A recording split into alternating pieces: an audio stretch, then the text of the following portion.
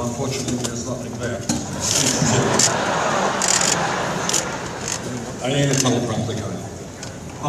Let me congratulate the National Urban League and Mark and all of it of the enormous role that you're playing in this country, fighting for social justice, and not only the ideas that you are bringing forth, but the day-to-day work that you are doing in terms of job training, in terms of helping small businesses secure financing and contracts, and the help that you are providing families with counseling when they're trying to realize the American dream of home ownership.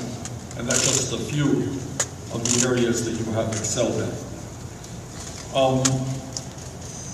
My views are a little bit different than others. I am the longest serving independent in the history of the United States Congress, and I am running for President of the United States today within the Democratic primary and caucus process. It is my belief from the bottom of my heart, and I would not be running for president if I thought otherwise, that given the enormous crises that this country faces today, crises that may be more severe than at any time since the Great Depression of the 1930s, that frankly it is too late for establishment policies, it is too late for establishment politics, it is too late for establishment economics. We need some new thinking, some bold thinking. And most importantly, and this may make some people nervous, and that's the way it is, I think when we have a nation today where a handful of billionaires have unbelievable influence over the economic and political life of this country, there is nothing significant that we will accomplish unless we have the courage to take them on, and that is what this campaign is about.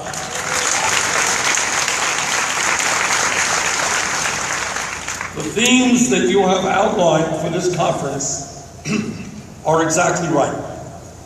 Save our cities, education, jobs, and justice. As I get into those themes, the first point that I want to make is perhaps the most important, and I do understand that for some people this is uncomfortable, but I believe it has to be addressed. And that is that the United States of America today is the wealthiest country in the history of the world. But most people don't know that because much of that wealth is concentrated in the hands of a few.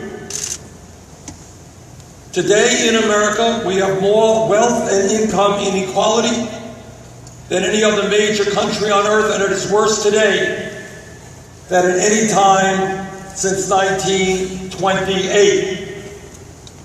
To me, it is not acceptable that the top 0.1% owns almost as much wealth as the bottom 90%. It is not acceptable that one family that owns Walmart, owns more wealth than the bottom 40% of the American people. It is not acceptable that in the last 2 years, the 14 wealthiest people saw their wealth increase by $157 billion, more wealth than is owned by the bottom 130 million Americans. The truth of the matter is that we cannot run away from that reality. Income and wealth inequality is the great moral issue of our time. It is the great economic issue of our time. It is the great social and political issue of our time, and together we must address that issue.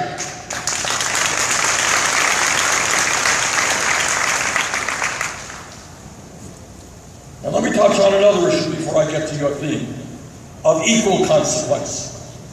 Some of you may have heard, maybe you didn't get a whole lot of press. A few days ago, former President Jimmy Carter described the American political system as corrupt.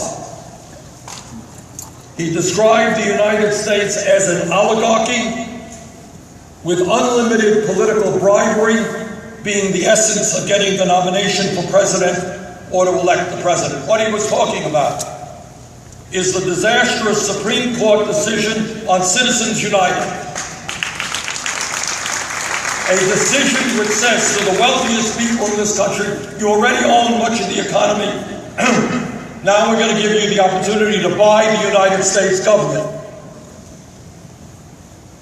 That decision is undermining the very foundations of American democracy, what men and women have fought and given their lives to defend. You tell me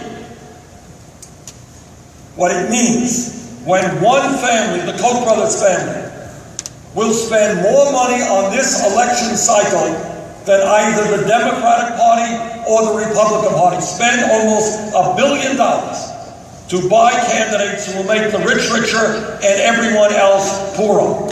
That, to me, is not democracy. That is oligarchy. That's why we've got to overturn this disastrous Citizens United decision. And I guarantee you that all of the issues the candidates have talked about that you believe in will not take place when a handful of wealthy people are able to control our political system. Now, when we talk about education, I trust that all of you know, as you do, that we live in a highly competitive global economy. To my mind, it is insane, and I use that word advisedly, that we have hundreds of thousands of bright young people, often minorities, who have the desire, who have the ability to get a higher education and go to college, but they can't go to college for the simple reason their families cannot afford the tuition. That is absurd. We need to have the best educated workforce in the world and not tell hundreds of thousands of bright young people that they cannot make it into the middle class, that they cannot contribute as engineers, as doctors, as scientists. And that is why I have introduced legislation and will fight for as president to make every public college and university in America tuition free.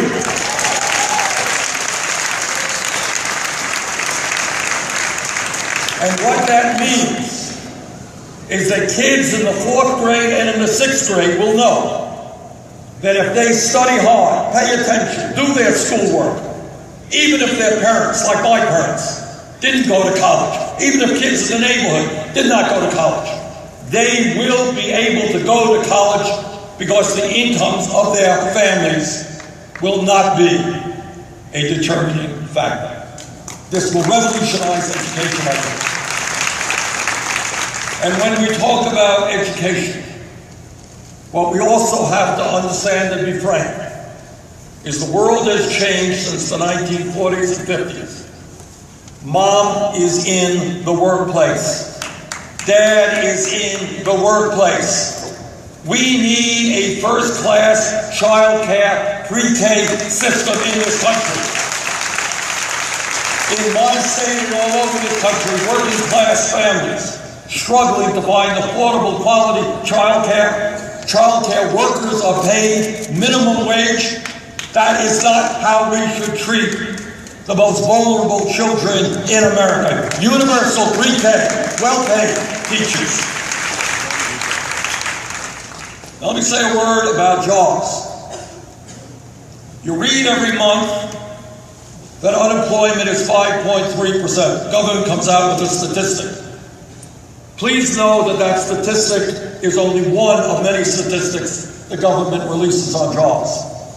That statistic does not include those people who have given up looking for work and those people who are working part-time, millions, when they want to work full-time. Real unemployment is not 5.3%, it is 10.5%. It is a crisis.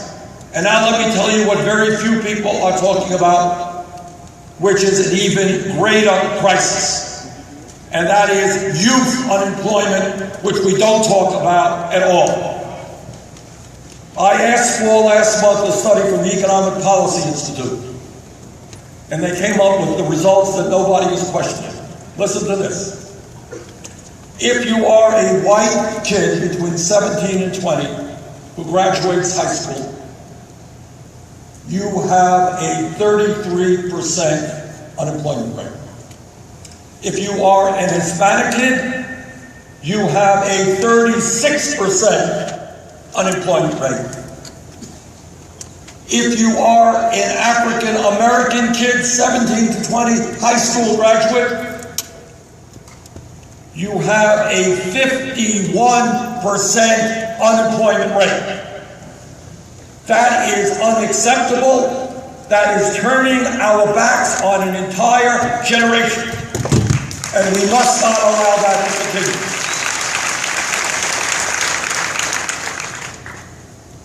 Now, when people talk about the tragedy of the United States having more people in jail than any other country, including China, one of the contributing factors is that we got 5.5 million young people in America, in my state, in your states, without jobs, without education, hanging around on street corners, doing bad things.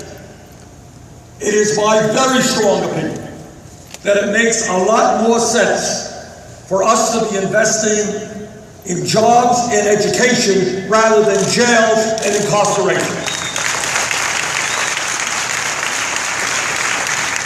That is why, along with Representative John Conyers of Michigan, I introduced legislation that would create 1 million jobs over the next several years for unemployed kids. And that is why I have introduced legislation that calls for $1 trillion investment in rebuilding our crumbling infrastructure, creating 13 million decent-paying jobs.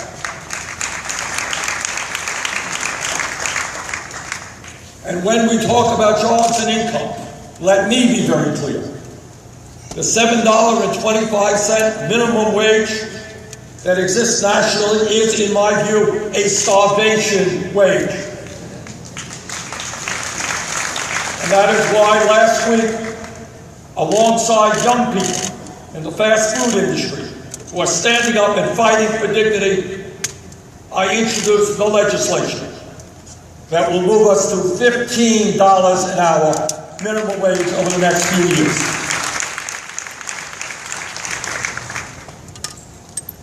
I strongly supported the Affordable Care Act and have done a lot of good things.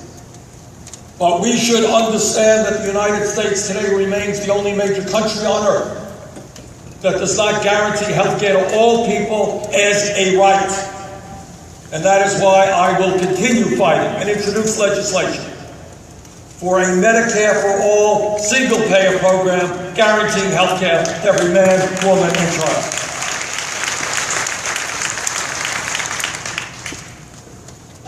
Now, when we talk about justice,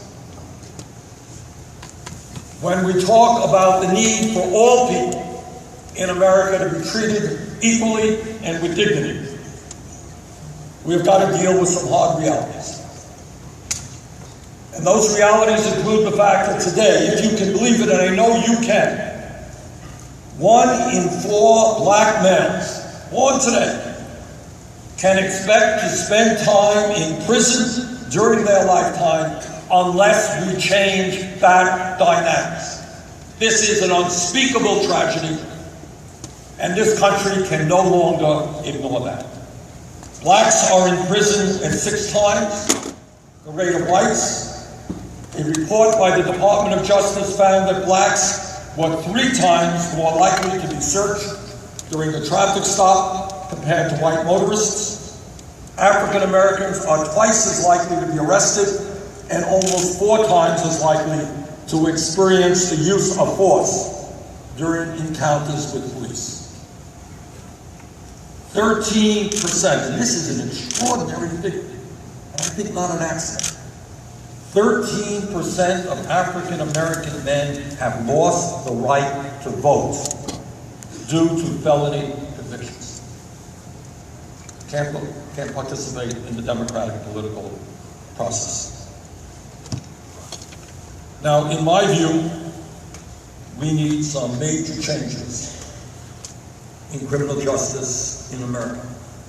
And as President of the United States, I promise you, my Justice Department will be vigorous in fighting all forms of discrimination in every area of our life, not only in police matters, but in housing, in credit, in every area that impacts minority populations. Across our nation, as all of you know, and we see almost every day, too many African Americans and other minorities find themselves subjected to a system that treats citizens who have not committed crimes as if they were criminals. A growing number of communities throughout this country do not trust the police, and police have become disconnected from the communities they are sworn to protect. When I was mayor of Burlington, Vermont, the largest city in the state, one of the things that we did, and I believe this very strongly, is we moved toward community policing. Community policing means that police are part of the community, not seen as oppressors in the community. And that is the direction that we've got to move. Sandra Bland, Michael Brown, Rakia Boyd, Eric Garner, Walter Scott, Freddie Gray, Tamir Rice, Samuel Most. We know their names. Each of them died unarmed at the hands of police officers or in police custody. Let us all be very clear. Violence and brutality of any kind, particularly at the hands of law enforcement sworn to protect and serve their communities, is unacceptable and must not be tolerated. We must reform our criminal justice system. Black lives do matter, and we must value black lives. We must move away from the militarization of police forces. You've all seen it on TV. There's heavy-duty equipment. It looks like they're invading the city. Sure. It's like they're going to war. And that is not the signal that police departments should be sending around this country. Police should be part of the community, not an oppressive force. We need a Justice Department which takes the lead in working with states and localities to train police officers. Force should be the last resort, not the first resort. For people who have committed crimes that have landed them in jail, there needs to be a path back from prison. The recidivism rate in this country is incredibly high. People go to jail, we send them out of jail, they have no jobs, they have no money, they have no housing, and then we are just shocked when they end up in jail. We must end the over-incarceration of non-violent young Americans who do not pose a serious threat to our society. It is an international embarrassment that we have more people in jail than any other country. It is an obscenity that we stigmatize so many young Americans with a criminal record for smoking marijuana, but oddly enough, not one major Wall Street executive has been prosecuted for causing the near collapse of our entire economy. Doesn't make a whole lot of sense to me. We need to end prisons for profit. I do not want corporations making money and more money based on how many people we lock up. The measure of serious and effective law enforcement should not be how many people go to jail, but how many people we can keep out of jail. We need to invest in drug courts and medical and mental health interventions. Mental health, what an issue. So many of our people in jail are dealing with mental health issues, and I can tell you as a senator, I get calls, and I think others do as well. Senator, my brother, I'm worried what he's going to do to himself, to other people. We've searched desperately for affordable mental health care. We can't find it. That's a story going on all over America. That is a story that has to change. Furthermore, we have to take a hard look, and the tragedy last month in South Carolina reminds me of that so strongly, that there are still those who seek to terrorize, and they are terrorists, the African American community with violence and intimidation. Some of us thought that that had ended 50 years ago, but it hasn't. We need to make sure that federal resources are available to crack down on the illegal activities of hate groups. There are hundreds of groups in this country whose sole reason for existence is hatred of African Americans, hatred of immigrants, hatred of Jews, hatred of Catholics. That has got to end, and the federal government must be active in ending that. So brothers and sisters, thank you very much for allowing me to be with you and to share some ideas.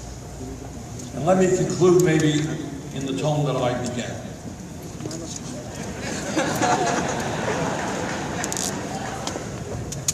And that is that these are very, very difficult days. No question about it.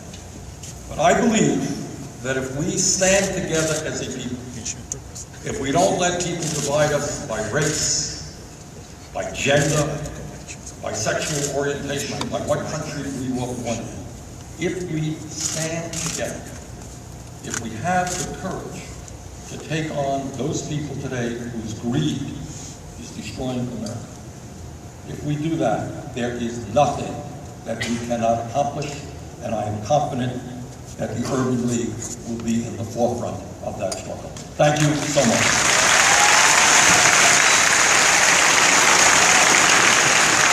Senator Bernie Sanders, thank you very much, Senator. Three quick questions. And the National Urban League will promulgate a questionnaire which will seek your position on the specifics of our 21st century agenda. Can you commit to respond to that questionnaire? Absolutely. Number two, millennials, young people are a big part of this organization and an important part of the electorate today.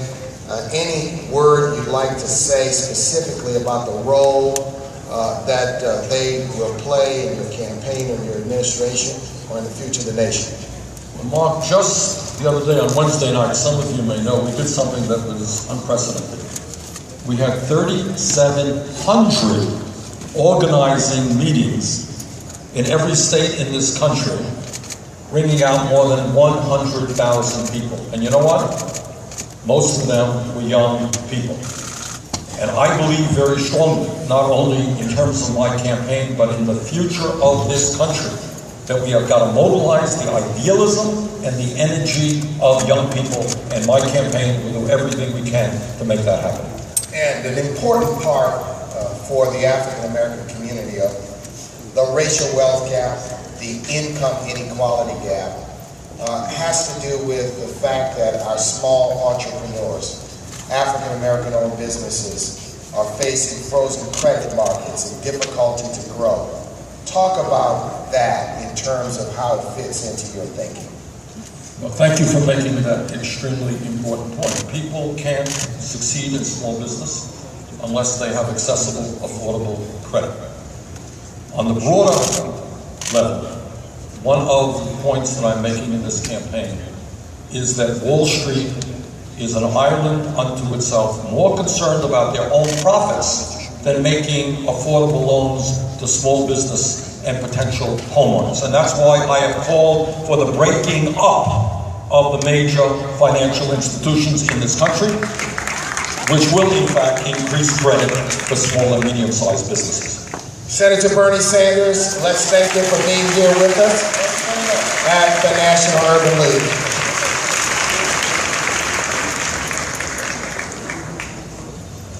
Ladies and gentlemen, we're going to stand at ease, and we have one more speaker today, our final candidate.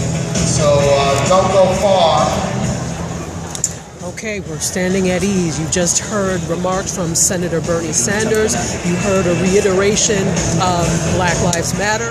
You heard racial justice again. One big thing that he really hit on was education. So we're going to hear, we have one more speaker, as you've already probably guessed. Jeb Bush will be the final speaker of the day, and we'll be back in about 5. Thank you guys for sticking with me. Thank you for your comments and your hearts. I love to see the comments. Definitely want to hear what you have to say. Definitely love the hearts. You're going to notice that there's some shaking going on. The media platform is a little bit unstable, a little bit shaky, so the camera will shake. And the lighting situation is very bright, so it doesn't do well with the cell phone.